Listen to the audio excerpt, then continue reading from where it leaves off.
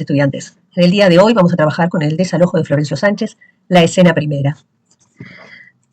En primer lugar, vamos a mirar el escenario. Hay algo que es importante tener presente y es que en el escenario, lo que se muestra en el teatro siempre es redundancia de signos. ¿Eso qué significa? Significa que todo lo que está en el escenario debe darle al espectador una pista de lo que va a suceder o de lo que va a ver. Entonces, nada en el escenario puede ser en vano. Todo tiene que estar perfectamente calculado. Esto que les muestro aquí es una especie de horrible dibujo que hice, pero discúlpenme. Nosotros sabemos, porque en la lectura de la obra, que hay varios personajes importantes. Está la encargada, está Genaro, está Indalecia, la vecina 1 y la vecina 2. Sabemos que la vecina 1, la vecina 2 y la encargada no tienen nombre. Bueno, la vecina 2 en un momento la encargada la llama Doña Francisca, pero en realidad no tiene nombre. Por lo menos en el guión. No tiene nombre ni la encargada, ni la vecina 1, ni la vecina 2, porque no son personas dignas de una identidad. Pero todas viven allí, todas están en este momento, van a ser cruciales en la obra, van a estar permanentemente en este lugar. Sabemos que, obviamente, o imaginamos que la encargada estará aquí arriba, ¿verdad? Este es el foro es el lugar por el final, ¿verdad? La pared final. Aquí estaría el público, como les puse. Y esto que está aquí, que es como que intenté que fuera recto, pero obviamente no lo es, vendría a ser como la forma en que el público mira todo lo que está en el escenario. Esto que ven acá, estas líneas azules, serían lo que llamamos las patas, que son como telones que están en el costado. Los actores por aquí muchas veces se esconden y esperan el momento en el que tienen que salir. Bien, nosotros suponemos, o yo supongo tal vez, que cuando el telón se abre, ya tenemos a Indalecia con todos los muebles fuera. Me imagino que la encargada estaría por acá arriba, porque evidentemente es la que es encargada de todo. Hay un momento de la obra en la escena 2 que nos dice que Genaro está en la segunda pieza a la izquierda. Bueno, estaría acá, y obviamente tendría que estar cerca de Indalecia, esa es la idea, porque Genaro con Indalecia tienen un vínculo de mucha cercanía. De este lado yo pondría a la vecina 2, porque justamente la actitud de la vecina 2 es muy afín con la encargada. Y de este otro lado, obviamente, a la vecina 1, porque recuerden que la encargada, cuando empieza la escena 1, que espero que lean antes de escuchar este video, ella se sale de una de las habitaciones, que es la habitación de la vecina 1, y empieza a gritarle aquí a la vecina 1, seguramente se va a ir moviendo por el escenario, se va a golpear con los muebles de Indalecia. Así que Indalecia la tenemos acá, adelante de todo y con un montón de muebles. ¿Por qué la puse acá y con un montón de muebles? Para que ustedes vean cómo Indalecia no tiene posibilidades de moverse demasiado del escenario. No tiene posibilidades está como quieta, como encerrada entre sus muebles y la situación. Y esto es fundamental porque Indalecia es un personaje que no tendrá posibilidades de movimiento. El único movimiento posible es o que le traigan la plata de la suscripción o que su marido se recupere, pero está en una situación de impas que no le permite moverse y tampoco le permite demasiado decir nada, ¿sí? Por eso también aquí les puse, esta es otra foto, ¿verdad? De una especie de conventillo en aquel momento, para que ustedes vean, bueno, las puertas, pero sobre todo miren un poco los elementos que podrían estar en el escenario. La idea de estos elementos en el escenario es para que vean que no son en vano, sino que son muebles, o son ropa colgada, o baldes, ¿no? Para mostrar la pobreza del lugar. O sea que todo lo que pongamos en el escenario, primero se tiene que usar. Y segundo, tiene que dar cuenta de lo que luego los personajes van a decir, hacer o actuar. ¿De acuerdo? Seguimos. Vamos a mirar los personajes uno por uno. La encargada es una inmigrante italiana. Y habla en lo que decimos un cocoliche. Un cocoliche era un lenguaje entre italiano y español, y vaya a saber qué, porque ustedes imagínense que si en cada conventillo había muchas lenguas, se mezclaban, y uno ya no hablaba en una sola lengua, hablaban en muchas lenguas. Entonces el italiano se va deformando, le quedan algunas palabras, sobre todo cuando insulta o cuando está muy enojada. Lo mismo a Genaro, a veces le queda alguna palabra, pero por lo general no podemos decir ni que es italiano puramente dicho, ni que es español puramente dicho. Así que sabemos que es una inmigrante italiana, y ya hemos visto que por ser inmigrante es una persona que ha vivido la pobreza, que conoce la pobreza, que sabe lo que es venir a este mundo con un bolso, con un atado de ropa y con una mano atrás y la otra adelante. Sabe lo que eso significa. Entonces, no es una persona desconocedora de la pobreza. Ahora, tuvo una ventaja. llegó a ser encargada del conventillo. Llegar a ser encargada del conventillo implica que logró algo, logró un puesto de cierto poder, puesto que tiene que mantener, porque donde no lo mantenga, queda como todo el mundo, no hay ninguna diferencia, pero ella está un poquitito por encima del resto de las personas, es la encargada del conventillo, ese es su trabajo, debe hacerlo bien, logró eso, no es menor. Por eso ella es prepotente. Es prepotente porque tiene que ser prepotente, obviamente. Necesita que le paguen el alquiler. No es una situación fácil para nadie, mucho menos para alguien que conoce la pobreza. Sin embargo, la encargada tiene como una doble cara, ¿no?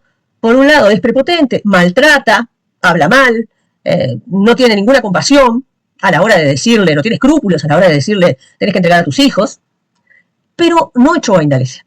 Y lo dice en algún momento. Por eso enojada se golpea con los muebles, lo golpea los muebles con las piernas, diciendo, bueno, si hubiera tirado todos estos cachivaches no estaría tanto tiempo sin buscar trabajo. Se lo dice porque en realidad está enojada con ella misma, porque ella misma dejó que Indalecia estuviera en el patio, no en el medio de la calle. Estar en el patio del conventillo no es lo mismo que estar en la calle. Está con todos sus hijos ahí, esperando que algo pase. Y eso se lo va a recargar la vecina 2, ¿no?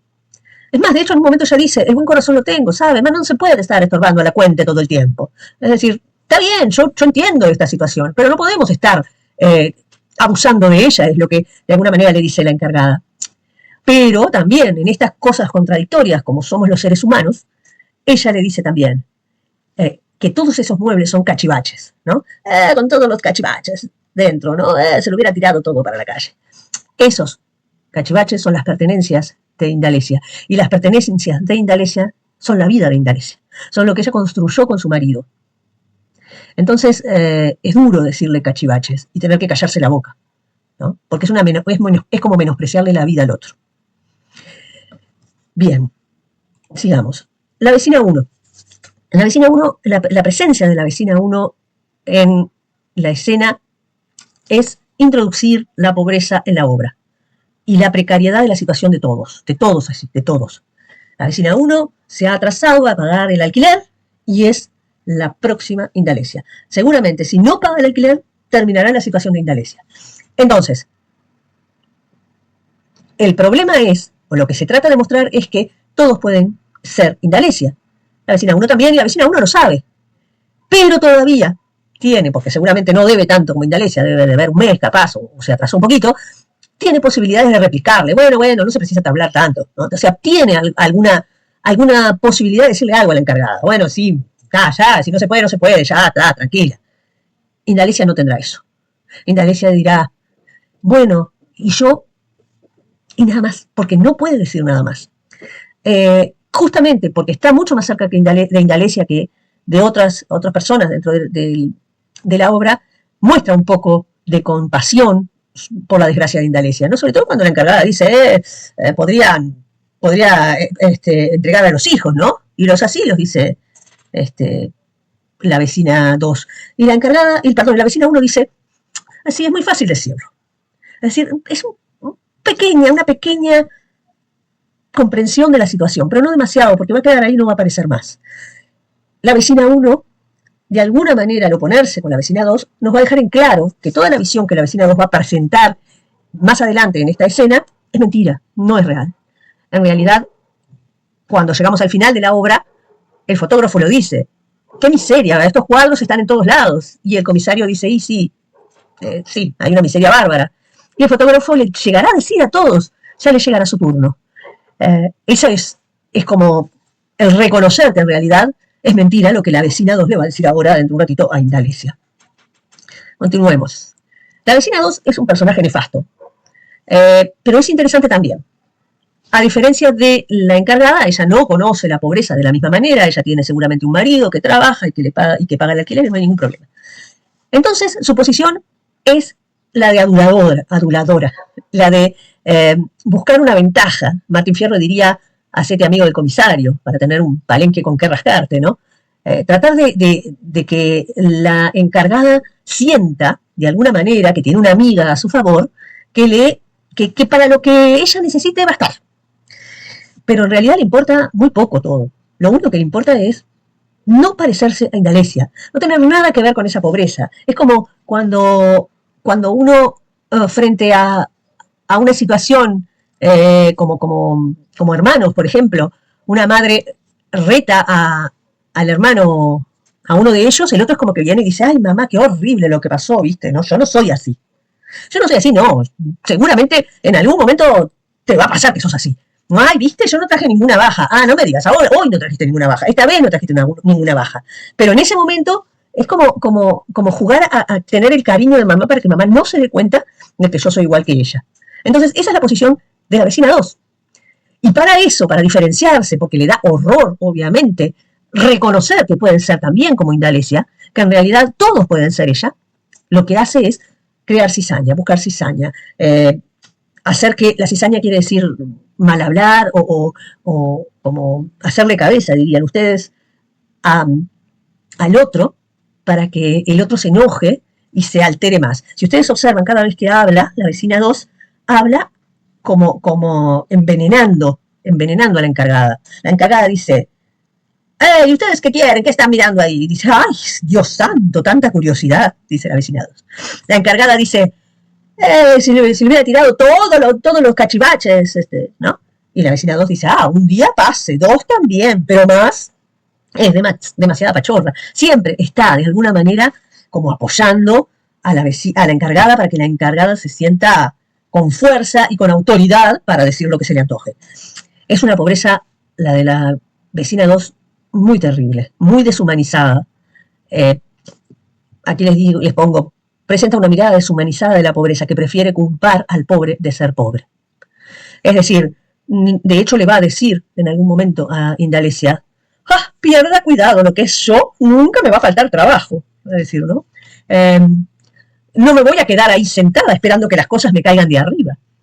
Es decir, en el concepto o en la ideología de la vecina 2, Indalecia es una vaga, una persona que está esperando que las cosas le caigan de arriba, que no hace nada, que en este Buenos Aires no falta trabajo, ¿no? Y si no faltara trabajo, no habría tanta pobreza. Entonces, la vecina 2 lo que quiere es separarse de Indalecia. Vamos a hablar de Indalecia. Ya hemos dicho en un video anterior que Indalecia es la protagonista y que por ser la protagonista lleva dentro suyo el conflicto. Es decir, ella quiere ser madre y no la dejan ser madre. Lo que la sociedad quiere es que sus hijos sean hijos útiles, no hijos, sino hijos no, ni les importa, que sean hombres útiles para la sociedad en una posición más adelante. Cuando empieza la escena, como ya he dicho, ya la han desalojado, por lo tanto, que la obra se llame El desalojo no me resulta interesante. Me resulta interesante cuáles serán las consecuencias de ese desalojo. Y como decíamos hace un ratito, lo que otros llaman cachivaches es para ella su vida. Por lo tanto, ella siempre está siendo ninguneada por toda la sociedad que está alrededor. No solo los de adentro del conventillo, también los de afuera. Porque si les proponen los de afuera sacarle los hijos, y está siendo ninguneada. Está permanentemente siendo rebajada, deshumanizada, despreciada. No hay quien la apoye, ni siquiera su propio padre. ¿Recuerdan ustedes la escena el dibujo espantoso que había hecho? Indalecia llena de muebles. Bueno, Indalecia no puede defenderse. Esos muebles allí muestran justamente que ella no puede decir mucho. Y cualquier cosa que diga lo tiene que decir con muchísimo cuidado. Porque está ahí de regalo, digámosle así. No puede defenderse. Pero sí puede advertir. Y en un momento ella dice, ruéguele, ay señora, ruéguele a Dios que no se vea en nuestro caso. Como diciéndole, cuidado, en este caso también pueden estar ustedes. No se lo deseo. Claro, es una voz muy, muy suave la que puede decir esto, porque no puede decir mucho más fuerte esta situación. Porque están intentando separarse, no ser como ella. Luego hay una cosa que es bien interesante, en un momento cuando la vecina 2 le dice, en este Buenos Aires hay trabajo, cualquiera puede buscarlo, encontrarlo, qué sé yo. Ella hace un parlamento y dice, pero señora, si no he hecho otra cosa que buscar trabajo. Trabajo no le dan a una vieja como yo, en el registro. Ni puedo conchavarme, pues tengo que cuidar a mis hijos. Esto merece una explicación un poco más extensa. En la época, una mujer pobre no tenía muchas opciones. Por eso no trabajaban las mujeres, trabajaban los hombres. En esta época, las mujeres siempre terminaban en una situación de vulnerabilidad, si eran pobres, de ser abusadas por los hombres.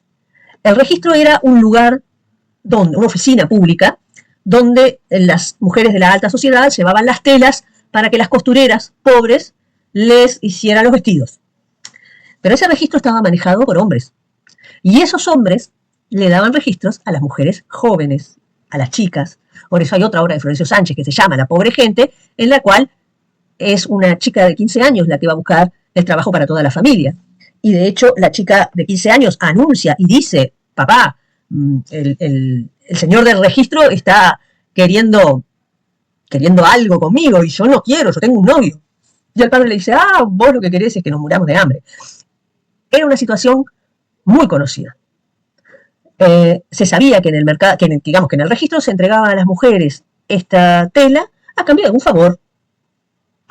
Entonces ella considera que es vieja para el mercado de trabajo. Ella dice, no le dan un trabajo a las mujeres viejas como yo. Pero esto que Indalecia dice así, también tiene que ver con algo muy importante. Y es que el mercado de trabajo siempre pone un límite en los trabajadores.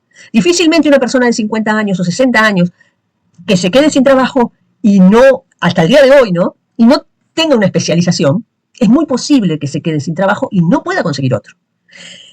Así pasa con cualquiera de ustedes, por ejemplo, o de las personas jóvenes. Si esas personas jóvenes se pasan de determinada edad, ya el mercado no les interesa. De hecho, en mi época siempre se decía, bueno, hasta los 20 años. Después de los 20 años, si no conseguiste trabajo, pues, no sé, haz lo que puedas. Pero el tema es muy complejo. El mercado de trabajo no espera. Por eso es importante siempre profesionalizarse lo más que se puede, porque siempre hay más posibilidades una vez que uno se profesionaliza. Y la otra cosa que dice es, no puedo conchavarme. Conchavarme significaba tomar el turno de la noche en una fábrica. Claro, Indalecia no puede hacer eso, primero porque tiene a sus hijos. ¿Quién cuida a sus hijos? Si tiene al marido en el hospital. ¿Quién los cuida? Nadie puede cuidarlos. Pero además hay otra cosa, que no se dice, pero se sabe, y es que también en los turnos de la noche, quienes eran encargados de esos turnos de la noche en una fábrica eran también hombres. Y eso implicaba que muchas veces esos hombres abusaran de mujeres que estuvieran en debilidad o en vulnerabilidad. Es por eso que Indalecia dice, denme trabajo. Pero lo que Indalecia quiere es un trabajo digno, que no solamente pueda ella trabajar, sino que además sus hijos puedan estar siendo educados, cuidados como corresponde. Dice, denme trabajo y yo educo a mis hijos. Es lo lógico, hoy en día nos parece lógico, pero no necesariamente lo es para esta época, ¿no? De hecho, no hay un lugar donde dejar a los hijos para cuidarse. Es o los abandonás y olvídate, o, bueno, que tu marido salga a trabajar y vos te quedás a cuidar a tus hijos. Pero claro, al no tener marido acá, o al marido estar en un hospital y las expectativas es o que muera o que quede paralítico, y bueno, por eso Genaro en algún momento con mucha delicadeza le dice, es preferible que se muera. Porque al menos si se muere no tenés que cuidar a otra persona más, porque ahí sí, olvídate. Bien, aquí les puse un ítem con la pobreza material y envidiosa, que son como dos cosas diferentes, ¿no? La pobreza material es la que está viviendo Indalecia, sin duda. La envidiosa es la que tiene la vecina 2. Entonces aquí yo les puse, el enfrentamiento entre la vecina 2 e Indalecia deja en evidencia formas de pensar que son ideológicas. Indalecia quiere trabajar dignamente, pero también quiere criar a sus hijos, lo cual es absolutamente válido.